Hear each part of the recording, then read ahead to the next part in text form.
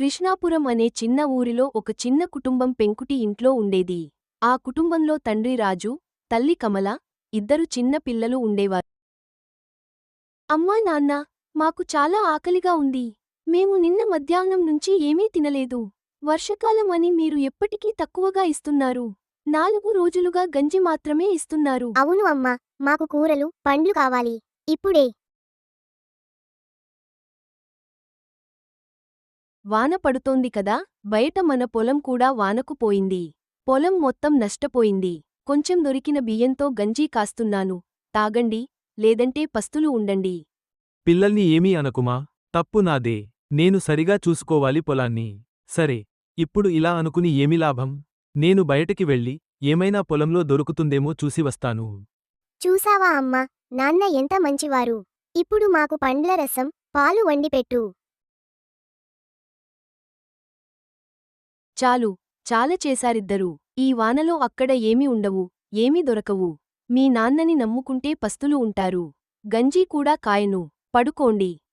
అమ్మా, మాకు కావాలి, మాకు పండ్ల రసం, పాలు కావాలి అని ఇద్దరూ ఏడుస్తున్నారు. నాన్న, మాకు చాలా ఆకలిగా ఉంది. పాలు కావాలి, పండ్లు కూడా మాకు కావాలి.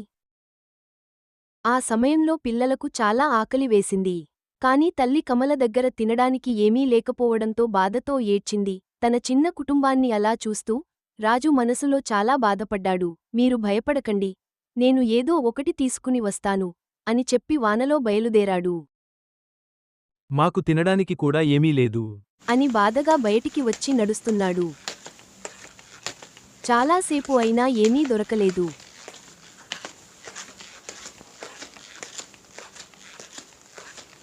రాజు వర్షంలో నడుస్తూ పొలంవైపు వెళ్తున్నాడు. వాన ఇంకా పెరుగుతూనే ఉంది. చివరికి అతను ఒక పెద్ద చెట్టు తొర్రలోకి వెళ్లాడు. వాన నుండి రక్షణ కోసం ఆ చెట్టు లోపలికి వెళ్లిన రాజు ఆశ్చర్యపోయాడు. నేను ఎక్కడికి వచ్చాను? చచ్చిపోయానా లేక పడుకున్నానా? ఇంకా నా బట్టలు తడిగా ఉన్నాయి. ఇది స్వర్గమా? అక్కడ ఒక చిన్న దేవదూత కనిపించింది. రాజు కొంచెం భయపడ్డాడు. అప్పుడు దేవదూత మెల్లగా చెప్పింది, భయపడకు, నేను ఈ ప్రదేశానికి కాపలాదారు. నా అనుమతి లేకుండా ఎవరూ ఇక్కడికి రారు. మంచి వాళ్ళు, మంచి గుణాలు కలిగిన వారికే చెట్టు అనుమతి ఇస్తుంది. నువ్వు కష్టాల్లో ఉన్నావు. నేను ఏదైనా ఇవ్వగలను, అడుగు. అవును, నేను చాలా కష్టాల్లో ఉన్నాను. మా ఇంట్లో తినడానికి ఏమీ లేదు. మా పిల్లలు వర్షకాలంలో పండ్లు కావాలని అంటున్నారు. నేను ఎలా ఇవ్వగలను? చీంజుమి, చీంజుమి, చీంజుమి. నీ కుటుంబం కోసం ఈ పండ్లు తీసుకో అని కొంత పండ్లు రాజుకి ఇచ్చింది. రాజు చాలా ఆనందపడి ఆ పండ్లను తీసుకుని ఇంట్లో పిల్లలు చాలా ఆకలిగా ఉన్నారు. చిన్న పాప తన అమ్మతో, అమ్మా, ఈసారి నాన్న తెచ్చిన పండ్లతో పాలు, పండ్ల రసం చేయి. ఈ గంజి ఎందుకు ఇంకా? నాన్న తీసుకువస్తారు కదా. అమ్మా, ఎందుకు పని చేస్తున్నావు? ఇలా ఉండగా రాజు నడుచుకుంటూ వస్తున్నాడు.